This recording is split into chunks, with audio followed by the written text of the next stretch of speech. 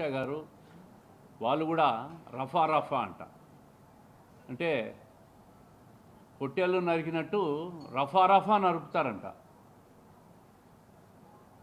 యథా రాజా తదా ప్రజా మాదిరి ఆయన మాట్లాడిన మాటలు వీళ్ళు జిల్లాలో వీళ్ళు మాట్లాడుతూ ఉన్నారు. రఫా రఫా చేసే 5 సంవత్సరాలు సంపూర్ణ అధికారంలో వచ్చి 151 సీట్లకు వచ్చి ఈరోజు 11 సీట్లకు పడిపోయినారు. అంటే మేము అధికారం లేకొస్తే శాంతి భద్రతలు లేకుండా చేస్తామని కదా ఆ సంకేతాలు. రాష్ట్రాన్ని మళ్ళా ఒకసారి నాశనం చేయాలా. ఈరోజు అభివృద్ధి చెందుతున్న రాష్ట్రంలోకి ధైర్యంగా పెట్టుబడిదారులు పారిశ్రామికవేత్తలు అందరూ వస్తున్న తరుణంలో మళ్ళీ ఈరోజు రఫా రఫా అని భయభ్రాంతులు గురి చేసే మాటలు మాట్లాడుతూ ఉన్నారు.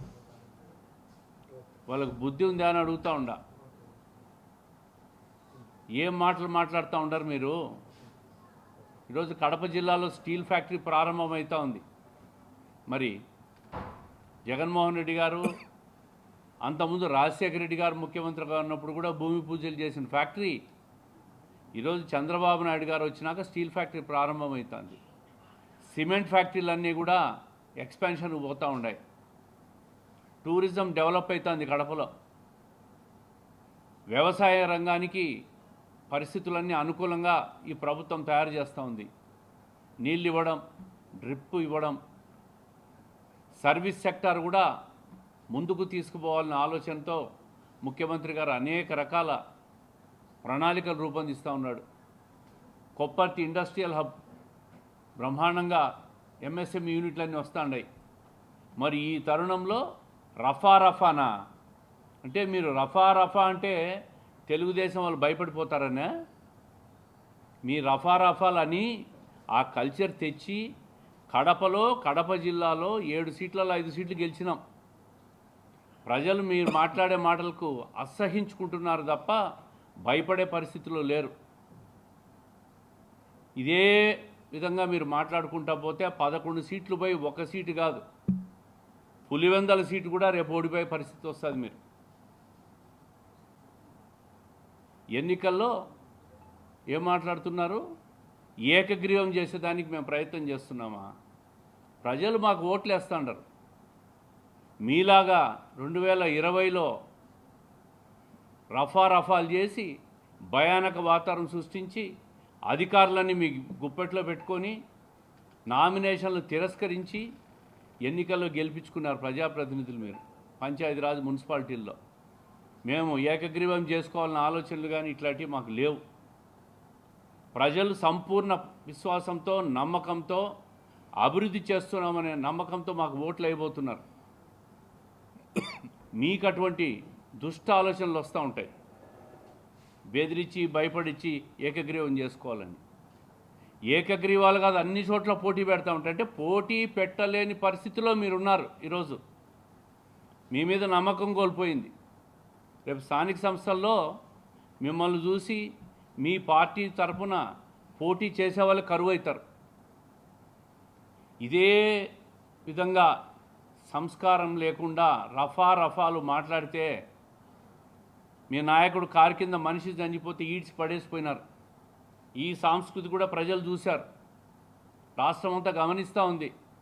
ఒక్కసారి అవకాశం ఇచ్చి రాష్ట్రాన్ని నాశనం చేసేసినారు, శాంతి భద్రతలు లేకుండా చేసినారు. మళ్ళీ అవకాశం కాదు కదా, రాబోయే లోకల్ బాడీ ఎన్నికలు కానీ మళ్ళీ 29లో జరిగిన ఎన్నికలు కానీ మీకు ప్రజలు డిపాజిట్లు రాకుండా చిత్తుగా ఓడగొడతారు. మీరు మాట్లాడే రఫా రఫాలకు ఎవ్వరు భయపడరు. ఇక్కడ తెలుగుదేశం క్యాడర్ కూడా బలంగా పటిష్టంగా ఉన్న జిల్లా ఇది. మీరేదో భయపడిచ్చి అధికారులను కూడా చివరకు రఫా రఫా అంటున్నారు. అంటే అధికారులను కూడా రేపు తెలుగుదేశం పార్టీ కోసం అభివృద్ధికి సహకరించిన అధికారులను కూడా మీరు రఫా రఫా చేస్తారా? రఫా రఫా అనే మాట సినిమాలకు పనికొస్తుంది. సినిమాలో చూసి దాన్ని సోషల్ మీడియాలో వేసి ఏదో కొంతసేపు ఆనందం పొందుతారు. నిజ జీవితంలో రఫా రఫాలు చేస్తే ఇప్పటికే కేసుల్లో ఉండారు, మునిగి తేలుతూ ఉండారు, అందరూ జైలుకు పోతారు. ఇట్లాంటి మాటలు విని కోర్టులు సుమోటివ్గా తీసుకొని మీ మీద కేసులు బుక్ చేసే పరిస్థితి కూడా వస్తుంది.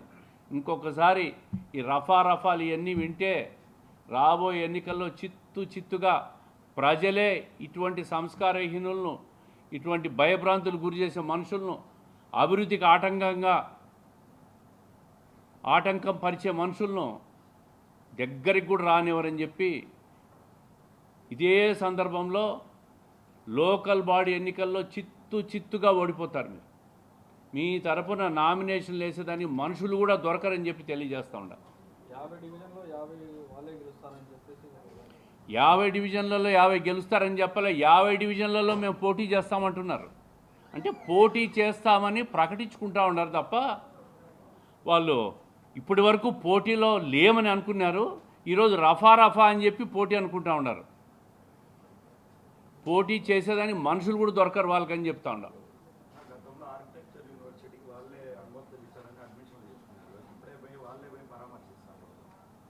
ఆర్కిటెక్చరల్ యూనివర్సిటీ పెట్టింది ఎవరు? గత ప్రభుత్వం. మరి వాళ్ళు అన్ని పర్మిషన్లు ఇచ్చి యూనివర్సిటీ పెట్టినప్పుడు ఈరోజు విద్యార్థుల ధర్నాకు కారణం ఎవరు? వైఎస్ఆర్ కాంగ్రెస్ ప్రభుత్వం. ఈరోజు అక్కడికి పోయి ముసలి కన్నీళ్ళు డ్రామా ఆడుతూ ఉండరు. అమాయకమైన విద్యార్థులతో ఆటలాడుకుంటూ ఉంటారు. వాళ్ళని రెచ్చగొట్టి ప్రభుత్వం మీద దుమ్మెత్తిపోసే ప్రయత్నం చేస్తూ ఉంటారు. వాళ్ళని ఎవ్వరూ నమ్మరు. ఖచ్చితంగా విద్యార్థుల జీవితాలు కానీ విద్యార్థుల ఏమైతే వాళ్ళ డిమాండ్స్ ఉన్నాయో ఈ ప్రభుత్వం తప్పకుండా పరిశీలిస్తుంది. తెలుగులో ఫాస్టెస్ట్ న్యూస్ యాప్ ఇప్పుడు కొత్త అవతారంలో 5 సెకండ్లోనే పూర్తి వార్తా సమాచారం మీ చేతిలో. సోషల్ మీడియా ట్రెండ్స్ మీ కళ్ళ ముందుకే live TV and voice search ఆప్షన్స్తో ఇప్పుడే డౌన్లోడ్ చేయండి. యాప్ లింక్ డిస్క్రిప్షన్లో ఉంది.